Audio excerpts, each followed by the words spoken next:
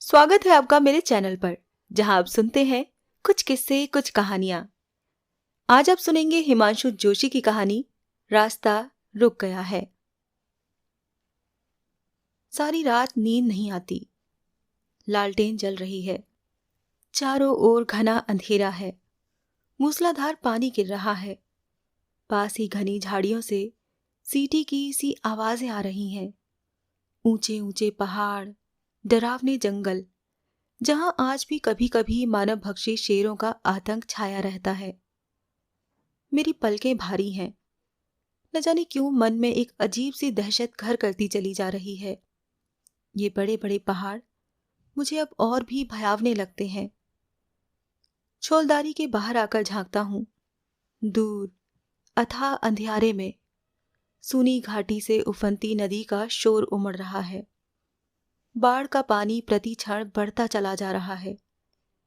यदि 3-4 फुट पानी अभी और बढ़ा तो पुल बह जाएगा, इतना निश्चित है। प्रलय का तूफान सामने सीना ताने खड़ा है। नींद न जाने कहाँ खो गई है। बार बार मैं इधर उधर झांक रहा हूं। इंजीनियर साहब, सारी इंजीनियरी ताक पर धरी की धरी रह जाएगी। काली नदी की ये काली घाटी काले कारनामों के लिए ही नहीं, काले सांपों के लिए भी बदनाम है। काली नदी का पानी कैसा होगा? काला। फिर सोच लीजिए, काले पानी की सजा आप बिना अपराध क्यों भुगतें? इसीलिए अपना तबादला रुकवा लीजिए, अभी कुछ बिगड़ा नहीं। साथियों ने भले ही कुछ सोचकर कहा हो, लेकिन अब मुझे उस कहने का अर्थ समझ में आने लगा है। पर अब क्या हो सकता है? मैं विवश भाव से सामने की ओर देखता हूं। रास्ते के किनारे किनारे सड़क पर काम करने वाले कुलियों की टूटी फूटी झोपड़ियां बिखरी हैं। आसपास बिच्छू के कांटेदार पौधों का झाड़ झंकार। आग में कहीं कहीं उपले झोंके जा रहे हैं। कहते हैं इनकी गंध से सांप पास नहीं फटकते। इतने बचाव के बावजूद सारी रात सांप सांप, बचाओ बचाओ की आवाजें गूंजती रहती हैं। इसी रफ्तार से सुबह तक पानी बरसता रहा है। घाटी के ऊपर उठता हुआ कोहरा भी कम घना नहीं। रास्ते, पगडंडियां, सब कीचड़ से सने हैं। गैती, कुदाली, फावड़े लिए पानी से भीगते हुए नंगे भूखे मजदूरों के झुंड शिव के बारातियों की तरह काम पर बढ़े चले जा रहे हैं। बारिश ज्यादा होने से पहाड़ धंस गए हैं। शिवालिक की पहाड़ियों के सीने पर सांप की तरह लेटी मोटर की सड़क खिसक कर घाटी में चली गई है। चंपावत की तरफ से आने वाली यात्री गाड़ियां जंगल में रुकी हैं। आज 3 दिन हो गए हैं। यही हालत रही तो यात्रियों के भूखे मरने की स्थिति पैदा हो जाएगी। सारा यातायात ठप हो गया है। इंजीनियर साहब, गैंग तैयार है। चलती के उस पार की सड़क शायद आज तैयार हो जाएगी। ओवरसियर सिर झुकाता हुआ सलामी देता है। काम बड़ी स्लो स्पीड से हो रहा है रतिराम, बात क्या है? हुजूर, बरसात जोरों पर है। आधे से ज्यादा मजदूर तो बीमार पड़े हैं। ठेकेदार ने शायद मिलावट वाला राशन दे दिया है। मजदूर भी अधमरे से हैं साहब, काम करते करते ऊँघने लगते हैं। एक बुढ़िया कल मलबे के साथ साथ लुढ़कती खड्डे में चली गई थी। यदि बांझ की जड़ हाथ में न आती तो उसकी तो हड्डियां तक नजर न आती। इन्हें मजदूरी कितनी मिलती है? मैं कुछ सोचता हुआ पूछता हूँ। 2.25 रुपये मर्दों को, 2 रुपये औरतों को और 1 रुपया बच्चों को। यही यहाँ का खुला रेट है। ठेकेदार इससे भी कम में मजदूर ढूंढ लाते हैं। गरीब इलाका है साहब। अकाल महामारी का जोर, मरता क्या न करता। पता नहीं वो कब चला जाता है। मैं वैसा ही लेट जाता हूँ। सीटी की सी आवाजें दिन में भी गूंजती सुनाई देती हैं। इस सब के बावजूद मैं निश्चिंत पड़ा हूँ, जैसे मुझे दीन दुनिया से कोई वास्ता नहीं। पानी 2 फुट और ऊपर चढ़ गया है। पुल पर पहले से ही दरारें हैं। सीमेंट के बदले ठेकेदारों ने रेत मिला दी है। इस मुल्क का क्या बनेगा, मुझे सोचता नहीं। चाय, श्रीमती जी सहसा जगाती हैं। मैं वैसे ही अनमने भाव से चुपचाप चाय की चुस्कियां लेता हूं। ये मुसीबत कब तक है? श्रीमती जी के चेहरे पर चिंता के भाव स्पष्ट झलक रहे हैं। लगता है हम पर शनिचर का असर है। हम पर नहीं, पूरे देश पर। कहना चाहता हूं पर कह नहीं पाता। वो वैसी ही अविचल खड़ी रहती है। पता नहीं ये कैसे पोले पहाड़ हैं खड़िया के। एक ही रात की बरसात में मीलों लंबी सड़क न जाने कहां चली जाती है। कुछ रुक कर वो फिर कहती है, या तो पहाड़ पोले हैं, मिट्टी कच्ची है, या सड़कें ही ढंग से नहीं बनती। मुझे तो लगता है नींव कच्ची है। श्रीमती जी रीता प्याला लेकर चली गई हैं। दूरबीन चढ़ाकर मैं देख रहा हूं। काली नदी की नागिन सी लहरें फन हिलाती, जीभ लपलपाती, खतरे की बिंदु के ऊपर झांक रही हैं। दूसरी ओर कीड़ों से भी छोटे छोटे आदमी छिछली चट्टानों पर छिपकलियों की तरह चिपके हुए हैं। बार बार सुरंगों के फटने की आवाजें आ रही हैं। संपर्क चारों ओर से टूट गया है। मैं द्वीप की तरह घिर गया हूं। कुछ सोचता नहीं कि क्या करूं, क्या ना करूं। फिर भी कुर्सी पर लेट जाता हूं। दूरबीन बिस्तर पर पटक कर आंखें मूंद लेता हूं। रात भर नींद न आने से पलकें भारी हैं, तबीयत भारी है, किसी भी काम में मन नहीं लगता। यूं ही पड़े पड़े एक झपकी आई ही थी कि फिर शोरगुल सुनाई देता है। पास के मोड़ से किसी औरत के चीखने चिल्लाने की आवाज। अचकचाता हुआ जागता हूं। बिना बरसाती या छतरी लिए हड़बड़ाता हुआ उस ओर लपकता हूं। पीछे पीछे कुत्ता भौंकता हुआ दौड़ता है। किसी अप्रत्याशित दुर्घटना की सूचना पाकर श्रीमती जी भी एकाएक भागने लगती हैं। पीछे पीछे बच्चे और नौकर भी। कुछ कदम चलने पर देखता हूं, काले मैले कुचैले चीथड़ों में लिपटी एक मजदूरन अपने बच्चे को सीने से लगाए रो रही है।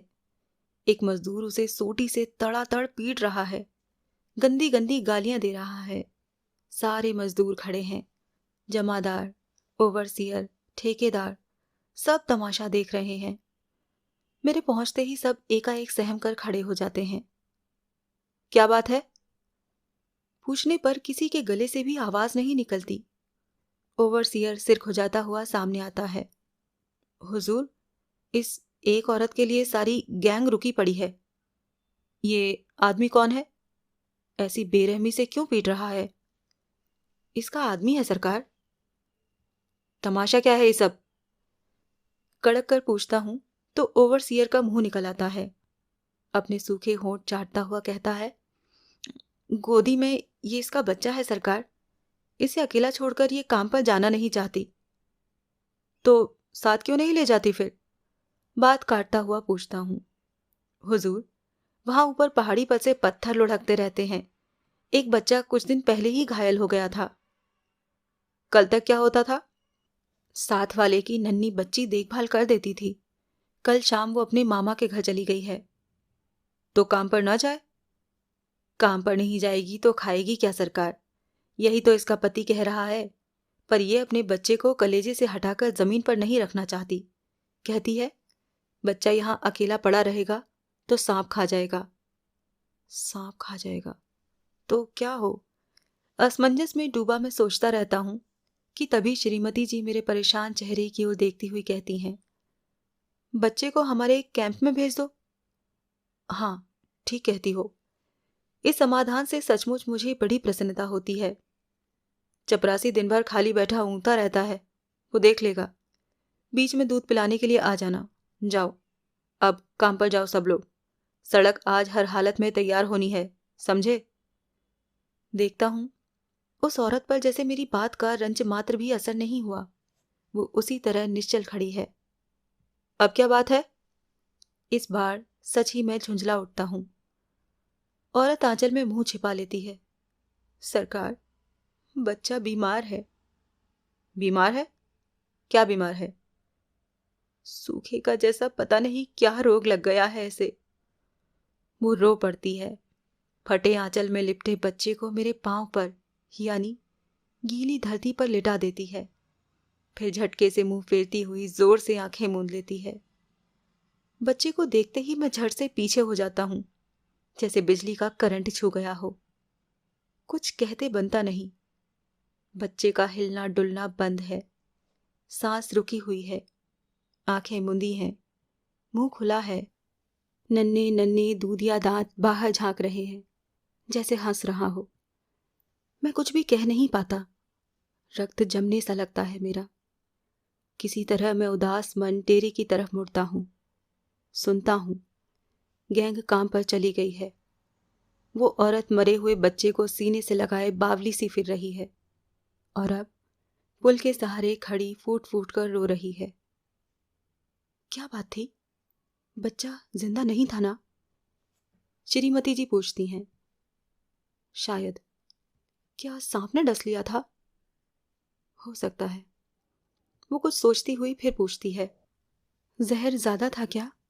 सांप जहरीला होगा। मैं चुप रहता हूं। कौन जाने गेहुआ या बेतिया हो, सुना है ऐसे सांप यहां होते हैं। वो जैसे अपने को ही सुना रही हो। मैं कहना चाहता हूं, सांप बेतिया ही जहरीला नहीं होता। तुम नहीं जानती, उससे भी तेज जहर होता है आदमी का। तुम नहीं समझ सकती ये सब। पता नहीं कब रात घिराई है। अभी तक भी बारिश है। अभी तक भी मजदूर गैस जलाकर छिछली चट्टानों से चिपके हुए हैं। कुछ घर लौट आए हैं, कुछ लौट रहे हैं, लेकिन चारों ओर शोरगुल उसी तरह मच रहा है। हाहाकार मच रहा है, चीत्कार मच रहा है।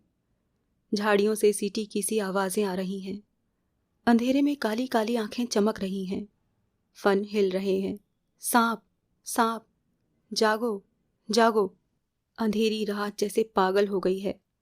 मैं आंखें मूंद कर माथा दबाकर बैठ जाता हूँ। न जाने कब तक बैठा रहता हूँ। तभी कोई बताता है कि मोर्चा फतह कर लिया है, रास्ता बन गया है, सड़क खुल गई है। लेकिन मुझे ये सुनकर रंज मात्र भी खुशी नहीं होती, क्योंकि उससे पहले ही मैं सुन चुका हूँ। पुल बह गया है और रास्ता रुक गया है, हमेशा हमेशा के लिए। अभी आपने सुनी हिमांशु जोशी की कहानी रास्ता रुक गया है।